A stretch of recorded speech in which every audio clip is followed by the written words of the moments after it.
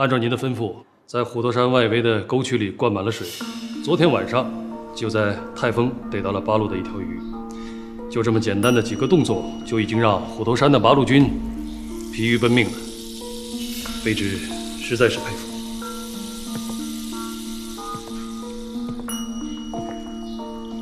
其实我做这些，都只不过是个缓兵之计。缓兵之计。我了解周卫国，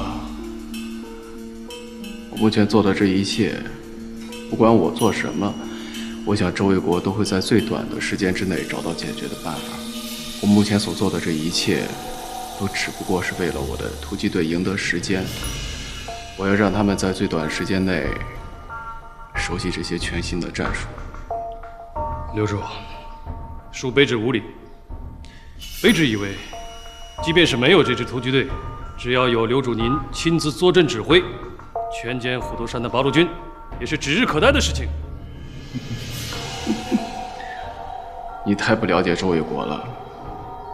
在我对我的突击队没有全部信心的时候，我是没有办法制止住他的。听完了赵杰的汇报之后，我有一个想法：这一仗，如果目标只是鬼子的一个炮楼的话，那就打得太小气了。既然要打，咱们一营就打个翻身仗。一营1连1排和直属队第1分队由我指挥，负责端掉鬼子的炮楼；1连3排加第6区小队负责伏击东北方向鬼子的援军；第7、第8区小队负责佯攻东北方向鬼子据点；2连3连负责伏击西面来的鬼子援军。大力，派人通知一下清风寨的朱老大，有肉吃，不能忘了朋友。是。有信号，赶紧回应一下。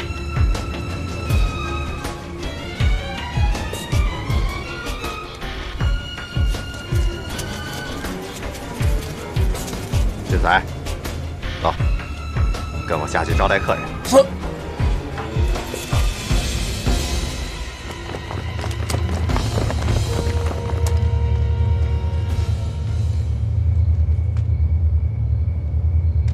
袁排长是吧？我是周卫国。久闻周长官威名，今日一见，果然是闻名不如见面。袁排长辛苦了，身在曹营心在汉呢，穿这身衣服，难为你们了。我袁大刚当初猪口不如，竟然忘了祖宗，当了汉奸。要不是周长官给了我们自新的机会，我们恐怕早就做了贵军的刀下孤魂。周长官对我们恩重如山，但有吩咐，我袁大刚绝不敢犹豫半分。哪怕您让我们现在拿起武器去跟鬼子拼命。袁排长，跟鬼子拼命的事儿有我们呢。你们的身份特殊，我们现在需要像你这样的内应。周长官怎么吩咐，我们就怎么做，绝不含糊。我们兄弟37人的命，早就交给八路军了。确实有一件事儿需要你帮忙，请周长官吩咐。我需要你们身上这身军服。我们的军服？对，只要周长官吩咐，我们绝没有二话。我马上吩咐弟兄们把换洗的衣服给你拿来。周长官，你们是不是要去端北面的那个鬼子炮楼？你怎么会这么认为？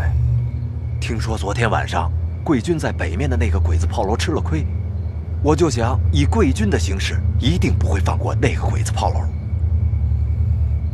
通知各部队，机会有变，原地待命。是。袁排长，谢谢。哎，怎么了，周长官？我们的衣服不要了。赵杰，到，再去侦查一下。怎么了？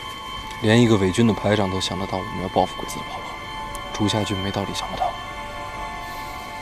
敌情没有侦查清楚，是我们直属队的责任。这样，我带1分队再去侦查一次。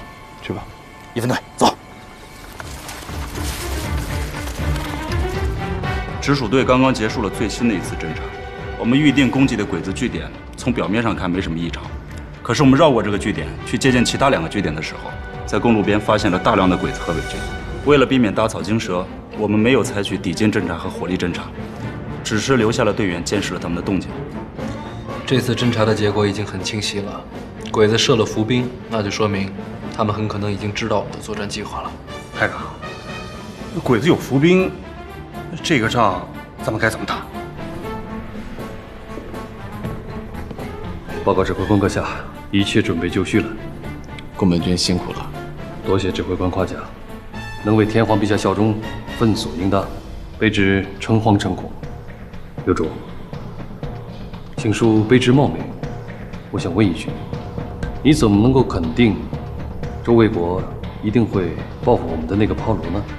昨天晚上的战斗，虽然我们这边没有八路军方面的具体伤亡数字，但根据那个炮楼的汇报，偷袭的八路军不但有5挺轻机枪，还有掷弹筒。只不过因为距离稍远，炮楼才没有遭受太大的损失。根据八路军的装备水平，拥有掷弹筒的部队至少是连1级的单位。一次连1级的进攻被打退，相信周卫国的损失一定不小。据我对周卫国的了解，他不会甘心吃亏，这是他的性格，轻易的不会改变。如果周卫国能够亲自来的话，那倒省了我们的事儿了。宫本军，请不要小看周卫国，对付他，我们不能有一丝懈怠。有主多虑了，我们一个炮楼能够攻击八路军1个连的军队，再加上从附近2个据点抽调的兵力，我们可以集结1个中队的力量，再加上刘主您亲自部署，就算八路军的部队由周卫国亲自指挥的话，我们也必将大获全胜。宫本军，谋事在人，成事在天。计划再周详，不到最后一刻，结果如何，还未可知。他们知道了作战计划，不代表他们知道我们的主攻方向。如果我是主下军的话，我一定会以炮楼为诱饵，因为那个炮楼才是他们可能遭到报复的对象。鬼子先入为主，以为我们的主攻方向会是炮楼，他的所有部署都是围绕着炮楼做的。那如果我们的主攻方向不是那儿呢？那就是小鬼子一拳打在棉花上，全无着力之处啊！啊，对，咱们要做的就是把局势搞乱，越乱越好。咱们从现在开始分为4个分队，第1分队负责佯攻东北方向的鬼子据点，第2分队负责佯攻北面的炮楼。朱老大，你的人马是第3分队，你们负责佯攻西面。好，排长，这都是佯攻，哪是主攻啊？敌不动，我不动；敌若动，我先动。直属队第1分队由我指挥，我们作为预备队，等战斗一打起来，主攻的方向肯定会有的。好，大家准备出发。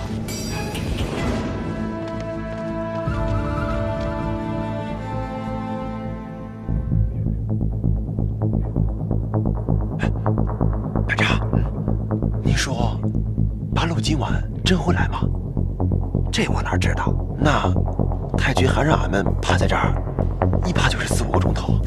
叫你埋伏就埋伏，连太君都在咱们后边趴着，你小子还想怎么样？排长，要是八路不来，俺们岂不是白累了一场啊？你小子哪儿那么多屁话？你他妈还真想八路来呀？你以为八路就那么好对付？奶奶的！一会儿八路要是真来了，老子让你第一个去冲锋！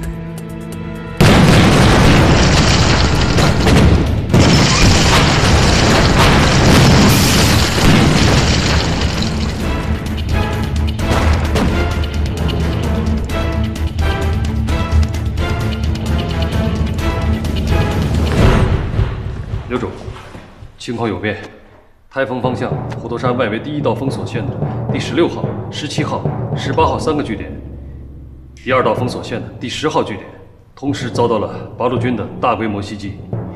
由于兵力都被抽调用于设伏，所以16号、17号、18号3个据点同时要求增援。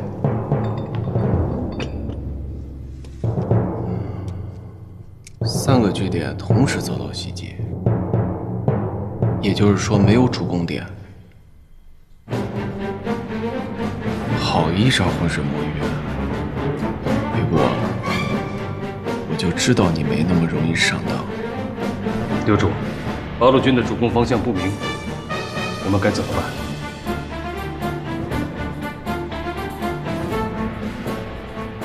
静观其变。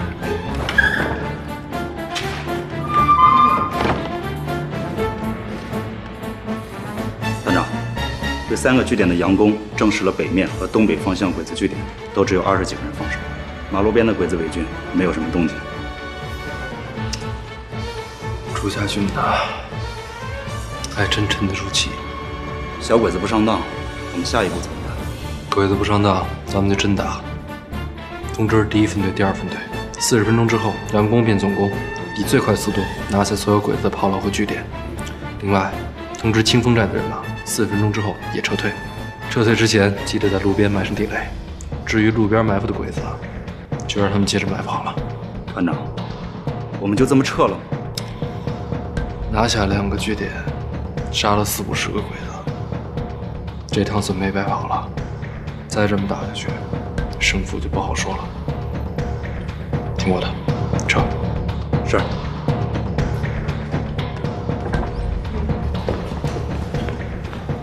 刘主，15分钟前，17号、18号2个据点汇报说，八路军的进攻突然变得猛烈了。5分钟前，他们与总部失去了联系。目前，我们正在紧张的联络当中。没必要再联系了。那2个据点已经被八路军攻占了。10分钟啊，1个据点1个炮楼，好快的速度呀！在这么短的时间内攻占2个据点，一定是八路的主力。刘主，请您下令让设伏部队出击吧。一招不慎，满盘皆输。我们大大低估了虎头山八路军的战斗力。此次集结的1个中队，已不能满足作战的需求，让他们就地建立防线，防备八路军的袭击。刘主，难道我们就不进攻了吗？进攻？胡本军，请问我们攻击的目标在哪里？孙子兵法说：“知己知彼，百战不殆；不知彼而知己，一胜一负。”魏国，这次你赢了，不知道我们下次交手会怎么样。经过了连续9天的搜索清除工作，在付出了阵亡14人的代价之后，教导营工兵连终于将鬼子埋设在根据地的地雷彻底清除，虎头山乡亲们的生活也恢复了原样。但是，在排雷的过程中，乃至地雷完全清除之后一段不短的时间之内，虎头山外围驻守的各营连都连续和小鬼子部队发生了遭遇战。除了偶尔几次有特战队参加的战斗之外，其他每次遭遇战，鬼子的小部队几乎都能从容撤退，这让各营连长恨得直咬牙。参谋长，有没有特战队参加的战斗结果反差巨大，所以俺们每个营长都希望每个营都配出团直属队各1个分队。拳头只有攥紧了打出去才有力量。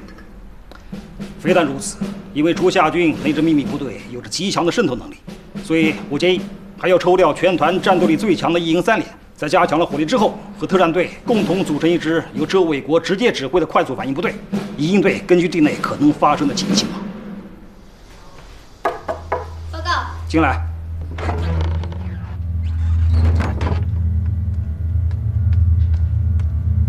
报告。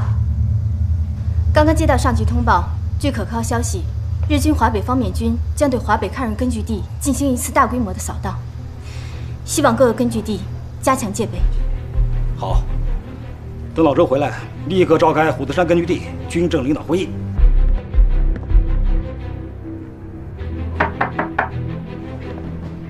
宫本军，请进。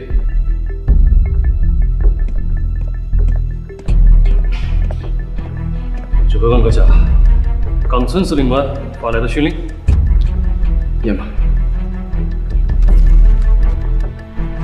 朱夏军，方面军上下军对军俱以厚望，然时至今日，突击队仍围歼寸攻，与此方面军成立突击队之初衷相差甚远，亦有负于临行之托。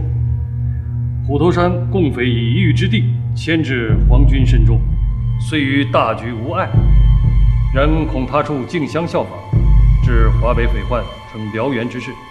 以军职大才，主持虎头山剿攻事宜，非牛刀杀鸡，实为防微杜渐。且突击队经实战锤炼后，另有重任，虎头山治安拜托于君，望君深思力行。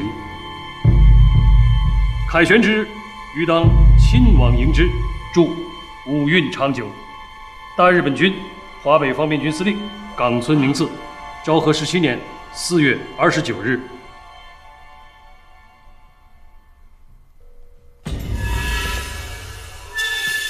对于冈村司令官阁下的训令，不知道宫本君有什么看法呀？卑职认为，对于整个战略大局，自然应该由高级指挥官全面掌握。但是，最了解战场情况的，则是一线的指挥官。因此，在作战的时候，应该给予一线的指挥官更多的发言权。阁下，恕卑职无礼了。卑职认为，冈村司令官阁下这个训令未免有点小题大做了。而且他这种干涉一线指挥官指挥作战的行为，也与一个方面军司令的职责不相称。宫本君，请你注意自己的言辞。宫本所说，正是宫本心中所想。司令官阁下并不了解虎头山的八路军，也不了解周卫国这个人。然而，刘主您知道，卑职知道，金卫文旅团长也知道周卫国这个人的厉害。既然冈村司令官阁下已经有训令了，我想我们的突击队近期一定有所动作。难道突击队各个分队对虎头山的八路军进行的连续式的袭扰，还不算动作吗？那只是为了给我们争取更多的时间。我们真正的动作还没开始。刘主，您的意思是？宫本君，我们的散将兵训练的怎么样了？哦，皇家坪机场只有3架运输机，每一次最多也只能运送3队兵力。3个分队，那就派1、2、3这3个分队吧，命令他们随时做好散将作战的准备。是。指挥官阁下，金卫文旅团长请您去他的旅团部，有要事商议。你下去吧。是。这个金卫文旅团长找您又有什么事情要商量呢？金卫文旅团长好像从来没有邀请过我吧？既然这次例外，那一定是有重要的事情要商量。宫本君，请您陪我去一趟旅部。卑职遵命。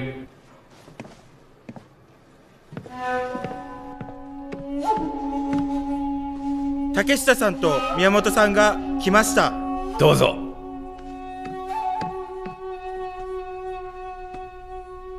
竹下君、宮本君、迎えられ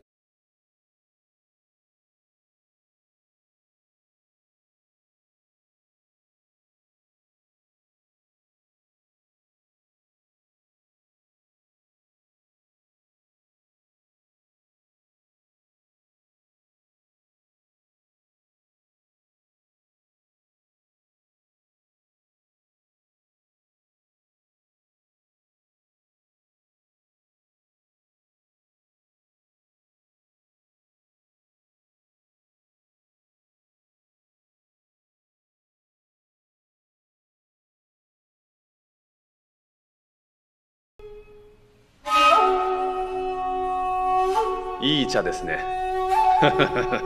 おや、さすがお茶の好きな人だ。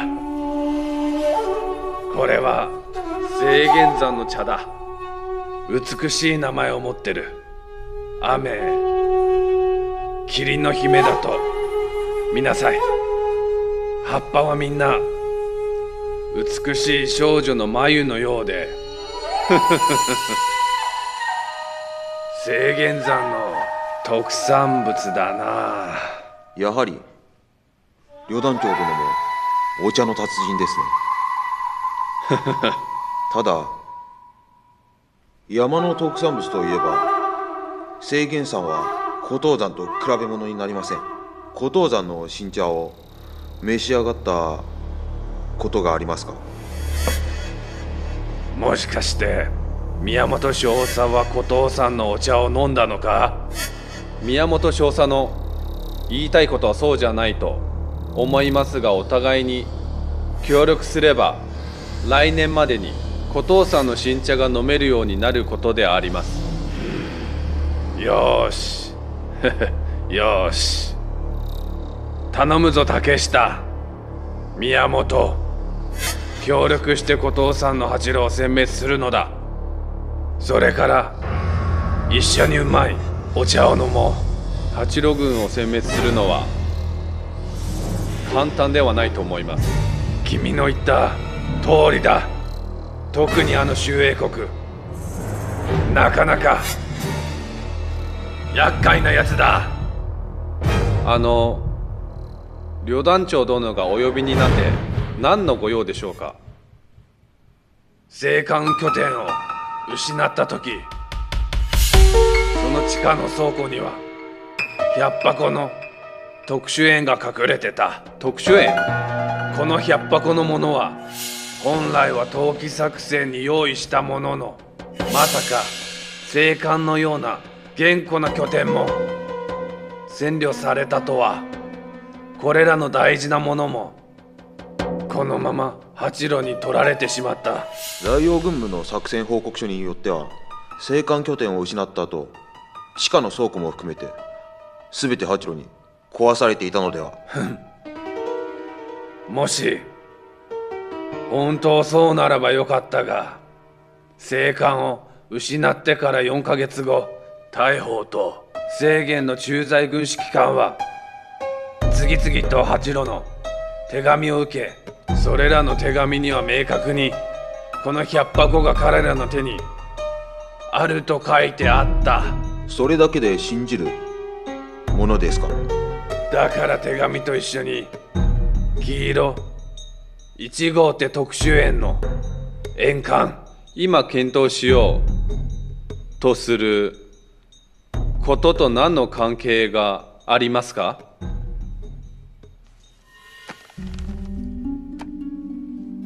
竹下見ろ。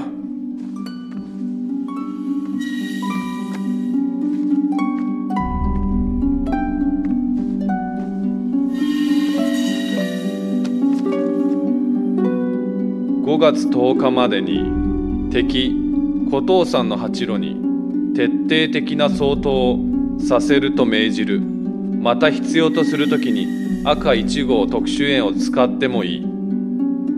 大日本河北方面軍岡村司令官より昭和17年4月29日。岡村司令官が作戦に特殊塩の使用を許可されました。しかし八郎の手に黄色1号が、それは心配してることだ。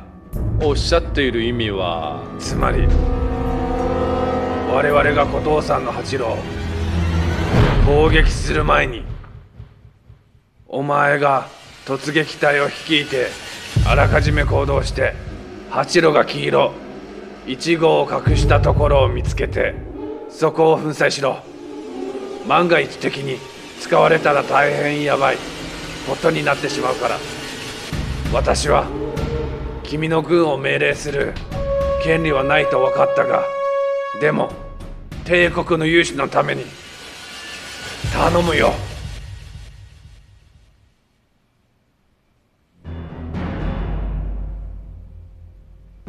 大変恐縮です。竹下君、今回の行動の危険さと困難さが分かってるが、頼むよ。何とかして。時間ないので帰って準備させていただきます。君が自ら指揮するんなら、今回の掃討は必ず勝つ。古藤山地区の戦況も逆転すると信じる。お茶を。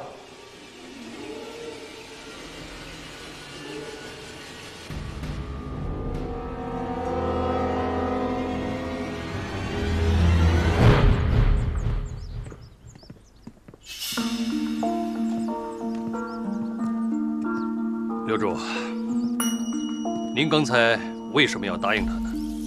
我们突击队并不直接归他管的。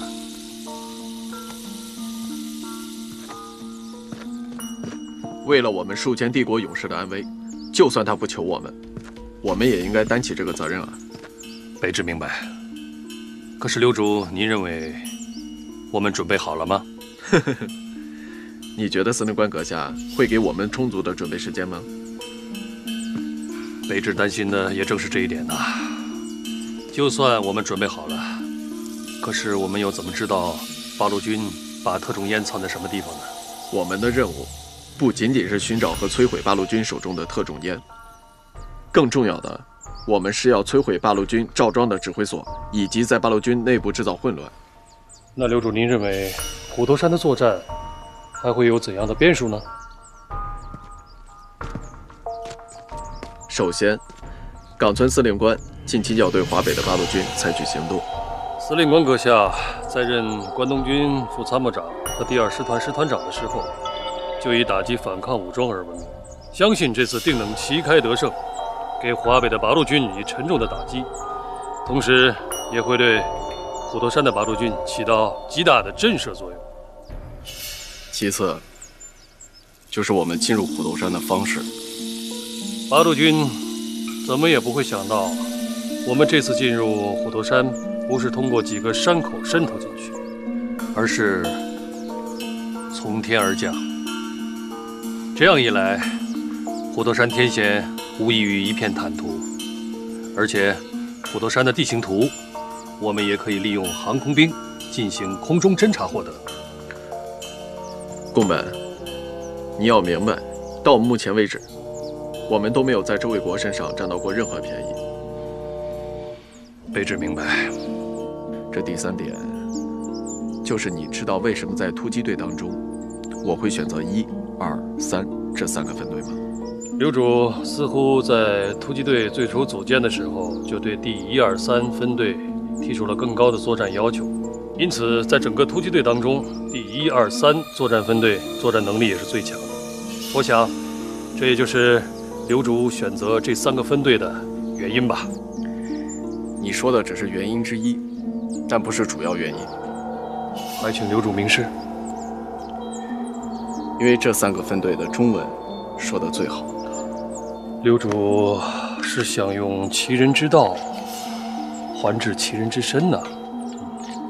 魏国，我真的很想知道，是你的特战队日语说得好，还是我的突击队的中文说得好？老周、老张，我回来了。回来了。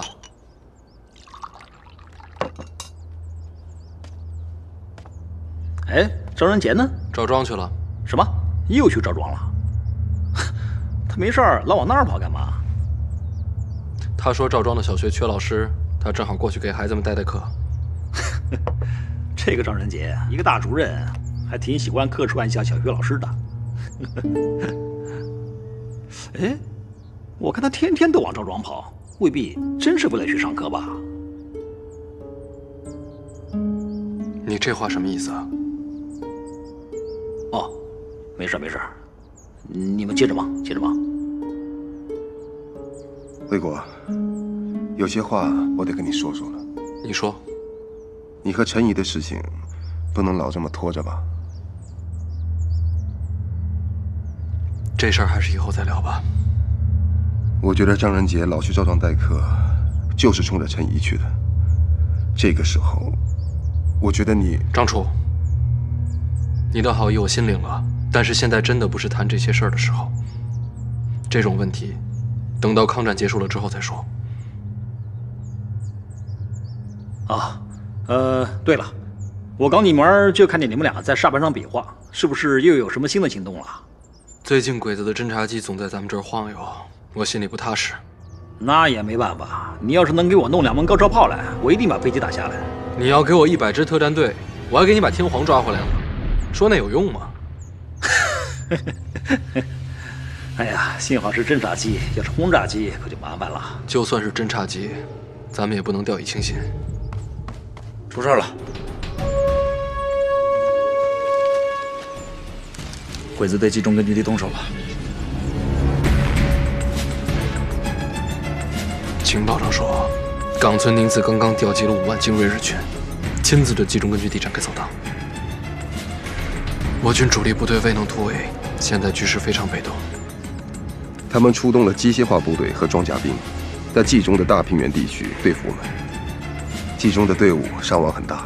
老周，这次又让你猜中了，5万多鬼子对付冀中根据地呀！鬼子这次真是下狠心了，看来鬼子出动飞机对我们进行侦察，也一定是有阴谋的。张楚，你马上带一个连去赵庄，让县委县政府张主任陈毅马上转移。是。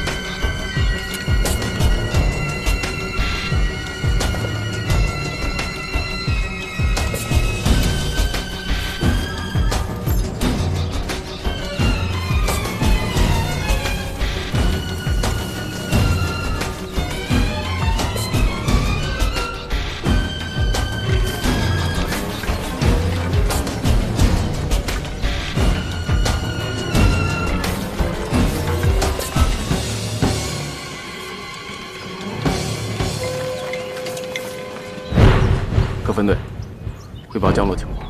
报告，第1分队12人已经全部安全降落，集合完毕。第2分队12人全部安全降落，集合完毕。第3分队情况如何？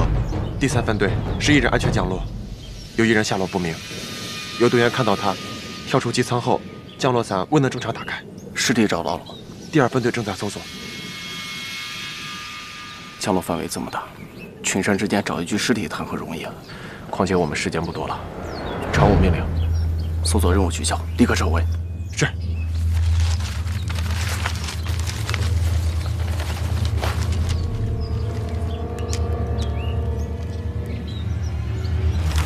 我们现在的位置，向北4公里是一个小村子，再往北8、9公里就是我们本次行动的第1个目标——赵庄。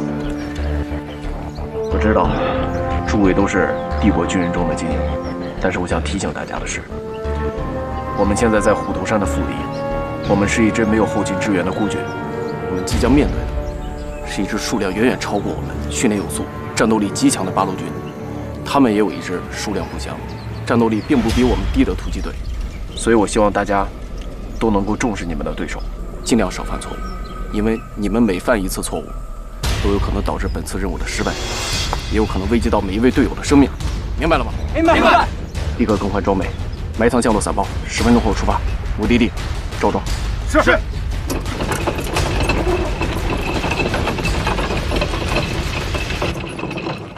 正，向右看齐，稍息，向前看，稍息。团长、政委，教导连在斜塘村附近的树林里发现了一具尸体，大家看过之后觉得不对劲，特地派人把尸体送来杨村，请团长和政委去看看吧。走，跟我们过去。是。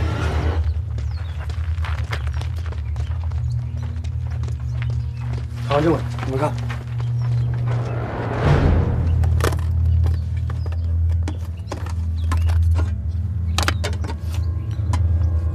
这些东西都是尸体上的。是，很多东西我们都不认识，觉得很奇怪，就都带了过来。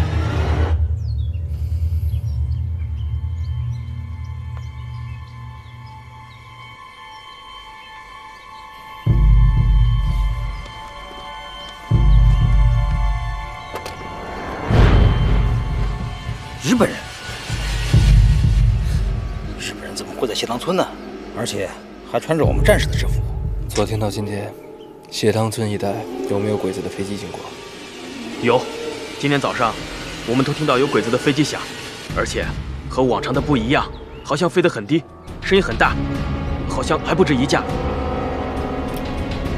又是散架，又是乔装，还真有你的。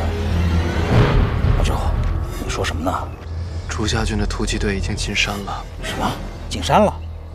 那我们怎么都不知道？因为他们不是从地面，而是从空中。空中？你怎么越说我越糊涂啊？你看，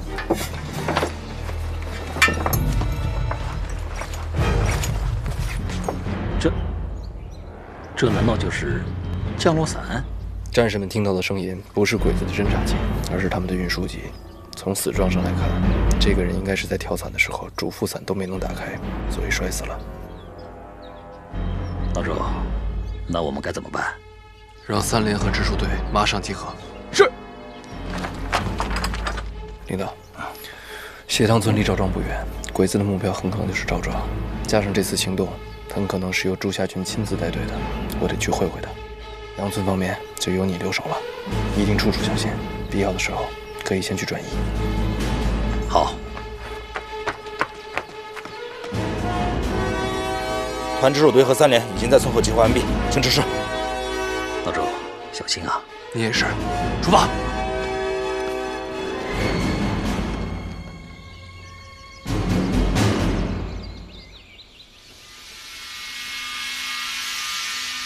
第1分队，率先潜入。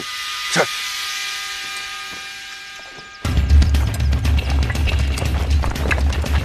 2分队、3分队，包围村庄外围，掩护。是。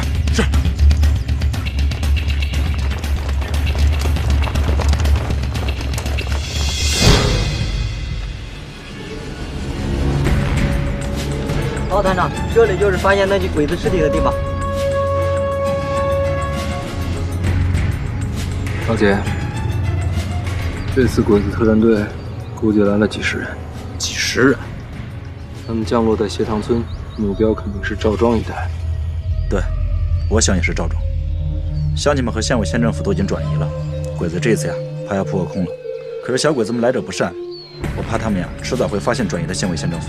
你说的有道理。咱们现在当务之急是弄清楚鬼子的人数，还有让部队加强对空警戒，不能让鬼子在空中偷袭部队了。团长，我们怎么才能搞得清鬼子到底有多少人？这附近有什么开阔地没有？有，往北500米。现在成战斗队形，6人分成一组，搜索前进。是。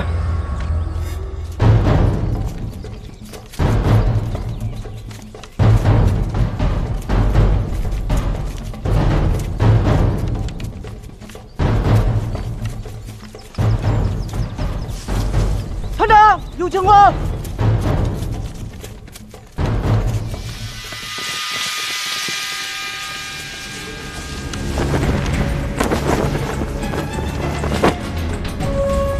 降落伞，全部挖开，清点数字。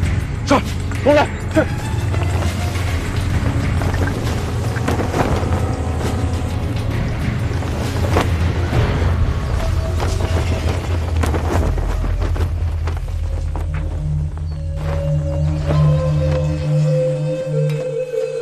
团长，一共发现36具降落伞。同学，到。通知政委，鬼子有36人的部队已经进山，让他以团部的名义下命令，通知各部队区小队、民兵密切注意由30多人或10多人构成的身着崭新八路军军服的部队，如果发现就地拦截。明白。赵介，来集合直属队和3连，目标赵庄，出发。是，全体出发。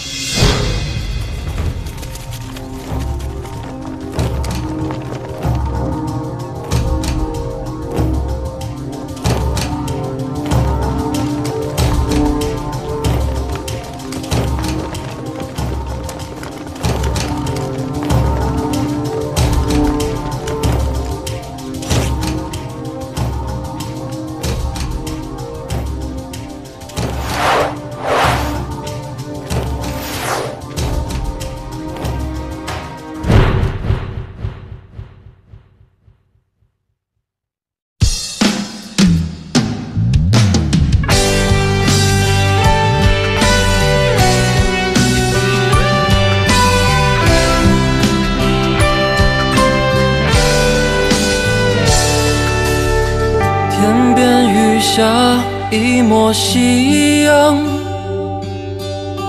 思念也被带给远方。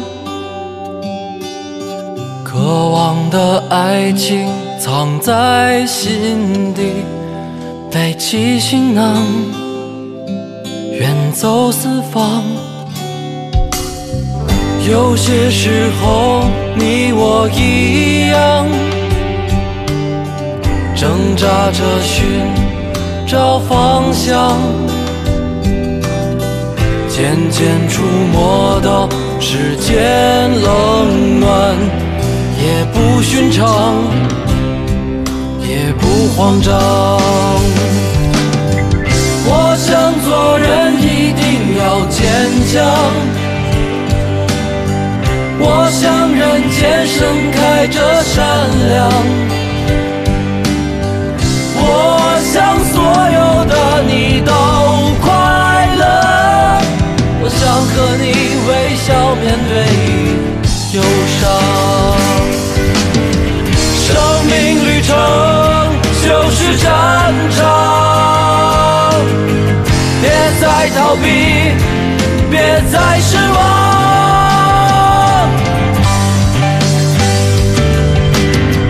我想做人一定要坚强，